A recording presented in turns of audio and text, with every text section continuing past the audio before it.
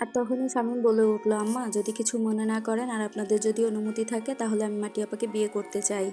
আমার মা ভাই শুনে খুব খুশি হলো এবং বিয়ের জন্য রাজি হয়ে গেল।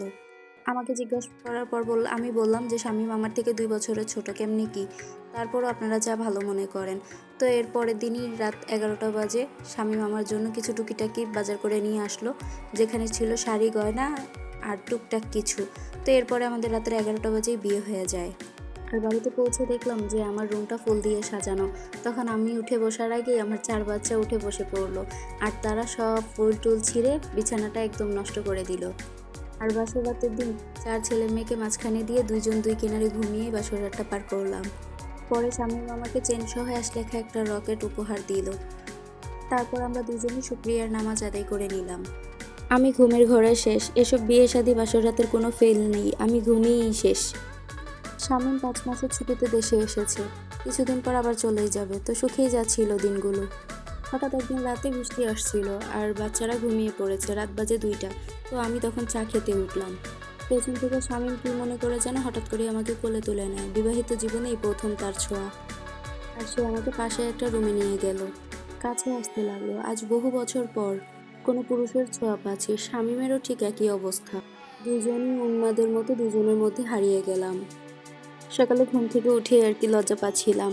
এরপর গোসল করে সন্তানদের নিয়ে স্কুলের জন্য রেডি করে দিয়েছিলাম। এরপর শামীম ঘুম থেকে উঠে ফ্রেশ হয়ে বাচ্চাদের স্কুলে নিয়ে গেল। কিছুদিন পরই শামীমের ছুটি শেষ হতে শামীম আবার চলে যায়, আমিও বাচ্চাদের নিয়ে আবার ব্যস্ত হয়ে যাই। আর শামীম চলে যাওয়ার পর থেকে আমরা সবাই তাকে খুব মিস করছি। বাচ্চাগুলোও মাঝে মাঝে বাবা বাবা বলে কান্না করতো। আর শামীমও কাজের ফাঁকে ফাঁকে আমাদের ভিডিও কল দেয়, আর বাচ্চারা ঘুমালে আমি আর শামীমের সাথে ভিডিও কলে কথা বলতে পারি না, কারণ তখন আমার নিজেরই ঘুম চলে আসে। বিষয়টা শামীম লক্ষ্য করে কিন্তু কিছুই সেও বলে না। কিন্তু আমি তার কথাবার্তায় কিছুটা বুঝতে পারতাম সে আমার উপরে একটু একটু রাগ হচ্ছে। আর প্রতিদিন এইভাবে যেতে লাগলো। আমিও অবশ্য শামীমের সাথে খুব বেশি একটা কথা বলতাম না, সাংসারিক বিষয় ছাড়া, বাচ্চাদের বিষয় ছাড়া। ইদানিং একটা নাম্বার খুব জ্বালায় ইমোতে, সুন্দর সুন্দর SMS দেয়, বিভিন্ন কৌতুক, ছন্দ, গান এসব দিয়ে আমাকে আর কি SMS করতো। আমিও এই SMS গুলো পড়ে ভীষণ মজা পাই। অনেক সময় তো লাভ রিয়েক্টও একটু মারি। অবশ্য ছেলেটার সাথে বেশ কিছুদিন হলো আমার একটু সখ্যতা গড়ে উঠেছে। 2-4 দিন পর একটু করে ফোনে কথাও হতো আমাদের, তাও 5 মিনিটের বেশি না, কারণ 4 বাচ্চা নিয়ে মাথায় চিরুনি করারই সময় পাই না, আবার ফোনে কথা। ছেলেটা এমন দারুণ দারুণ আবেগী স্ট্যাটাস দেয় যেগুলো আমি আর কি পড়ে না গলে থাকতে পারলাম না। তবে ছেলেটাকে আমি ছোট ভাই বলে ডাকতাম। এদিকে শামীম আমার সাথে ফোনে কথা বলে না, আমি বুঝতে পেরেছি সে আমার উপর রাগ, কিন্তু কেন সেটা আর এখনো বুঝতে পারিনি। দেখতে দেখতে 3টা বছর কেটে যায়, আমার বাচ্চাগুলোও বড় হয়ে যায়, কিন্তু এই 3 বছর শামীম আমার সাথে কথা বলেনি। ভিডিও কল দিত দিনে 3বার, কিন্তু একটাবারও আমার সাথে কথা বলতো না। বাচ্চাদের দেখে আমাকেও দেখতো কিন্তু কথা বলতো না, ফোন কেটে দিত। এই 3 বছরে ছেলেটার সাথে আমার ভালো সখ্যতা গড়ে ওঠে, আর আমার বাচ্চারাও ছেলেটার সাথে কথা বলতো। 3 বছর পর হঠাৎ এক দুপুরবেলা শামীম হুট করেই বাসায় চলে আসে। শামীমকে দেখে বাচ্চারা চেঁচিয়ে বাবা বাবা বলে ডেকে উঠলো, আর আমি মাছ কাটছিলাম। তখন আমি মাছ কাটা রেখে উঠে এসে শামীমকে সালাম দিলাম। সে কোনো মতে সালামের উত্তরটা নিয়ে ঘরে চলে গেল। এছাড়া আমার সাথে কোনো কথা বললো না। মেয়েকে বলল, তোমার মারে বলো আমাকে ভাত দিতে। আমিও বাসায় যেই তরকারি রান্না করা ছিল সেটা দিয়ে শামীমকে ভাত দিলাম। তখনও শামীম কিছু বলল না, সে ভাত খেয়ে রুমে গিয়ে বসে রইল।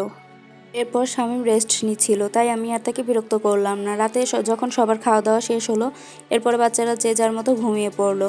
এরপরে আমি শামীমের রুমে গেলাম এবং গিয়ে বললাম, কি হলো, কি অবস্থা, তুমি আমার সাথে কথা বলছো না কেন? এই বলে শামীমের পায়ে পড়ে গেলাম। হাজার হোক বাঙালি নারী বলে কথা, স্বামী রাগ করেছে, অভিমান করেছে, সেটা তো আমার ভাঙাতেই হবে। তাই স্বামীর পা ধরে একটু কানাকাটি করলাম আর বললাম, কেন রাগ করেছো, বলবে তো আমাকে, কারণটা কি সেটা তো আমাকে জানাবে। অনেকটাক্ষণ পরে আর কি শামীম বলে উঠলো যে পরপুরুষের সাথে কথা বলতে তোর খুব ভালো লাগে তাই না রে? এই 3টা বছর তোর তামসা দেখছি। আমি তো অবাক হয়ে গেলাম। তখন শামীম বলল, তোর ইমোকোড আমার কাছে, তুই যা করতে সবই আমি জানতাম আর দেখতাম। তখন আমি বললাম যে আমি কিছু করিনি, আমি শুধু তার SMS গুলো পড়তাম। তখন শামীম রেগে বলল, পড়াচ্ছি তোকে SMS। এই কথা বলে সে আমাকে ধাক্কা দিয়ে বিছানায় ফেলে দেয় এবং সে আমার সারা শরীরে কামড়াতে লাগলো, তার দাঁতের আঁচড় বসিয়ে দিল আমাকে। আমি তখন বারবার বলছিলাম, শামীম ছাড়ো, আমার লাগছে, আমার লাগছে, কিন্তু সে কোনো মতেই শুনছিল না। এভাবেই সে সারা রাত আমার ওপর টর্চার চালায়। সকালে আমি ঘুম থেকে উঠে আরেক রুমে গিয়ে বসে রইলাম। বাচ্চারা যে যার মতোই রয়েছে। আর রহিমা খালা সে তো আর কি ঘরের কাজ সামলে বাচ্চাদেরকে কোনো মতে খাইয়ে দিয়েছে কিছু একটা।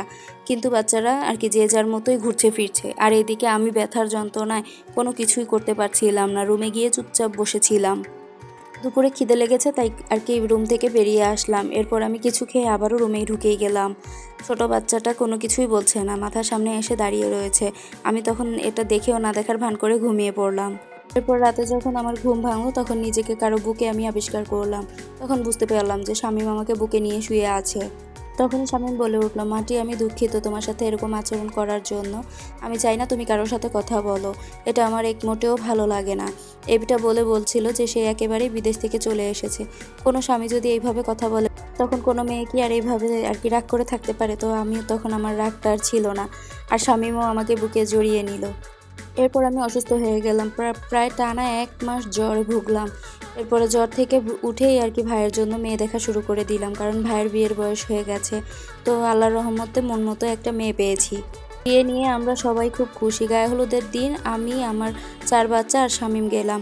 কিন্তু আমার 3 বাচ্চা ছিল আমার কাছে, আর টুইন একটা বেবি ছিল ওর বাবার কাছে, মানে শামীমের কাছে। হঠাৎ করেই শব্দ শুনতে পেয়ে আমার একটা বাচ্চা ছাদ থেকে পড়ে গেছে। তখন আমি দৌড়ে গিয়ে দেখলাম যে আমার বাচ্চাটার মজক বের হয়ে গেছে। আর শামীমকে আমি দোষারোপ করছিলাম যে তুমি থাকতে কেন আমার বাচ্চার এই অবস্থা হলো, তুই আমার বাচ্চাকে খুন করেছিস বলে ইচ্ছা মতো আমি শামীমকে মারলাম। কিন্তু কি আর করার, বাচ্চাকে তো আর ফিরে পাবো না। শামীম ফোনে কথা বলছিল আর এই ফাঁকে আমার বাচ্চাটা পড়ে গিয়েছিল। এরপর অনেক থানা পুলিশ হয়, টাকা দিয়ে সবকিছু মিট করি। আমার বাচ্চাটাকে আর থানায় যেতে দেইনি, কবর দিয়ে দিলাম আমার জান বাচ্চাটাকে। এরপর আমি শামীমের সাথে দীর্ঘদিন রাগ করেছিলাম, কথা বলতাম না, ওকেই দায়ী করতাম আমার বাচ্চার মৃত্যুর জন্য। তারপর সব আস্তে আস্তে এরপর আল্লাহর অশেষ মেহেরবানিতে আমি কনসিভ করলাম। কিন্তু আমি মনে মনে নামাজে বসে আমি আমার সেই টুইন বেবির একটা বেবিকেই চাইতাম, যাকে আমি হারিয়ে ফেলেছিলাম। তো আল্লাহর অশেষ মেহেরবানিতে আমার কোল আলো করে একটা ছেলে হয়েছে। অবিকল দেখতে অনেকটা আমার সেই সন্তানের মতো। আর এভাবেই কেটে গেল আমাদের দিনগুলো। আমি আমার 4 সন্তান নিয়ে আর আমার স্বামীকে নিয়ে সুখে শান্তিতে সংসার করতে লাগলাম। সবাই দোয়া করবেন আমার এবং আমার সন্তানদের জন্য, যাতে আমরা সারা জীবন একসাথে থাকতে পারি।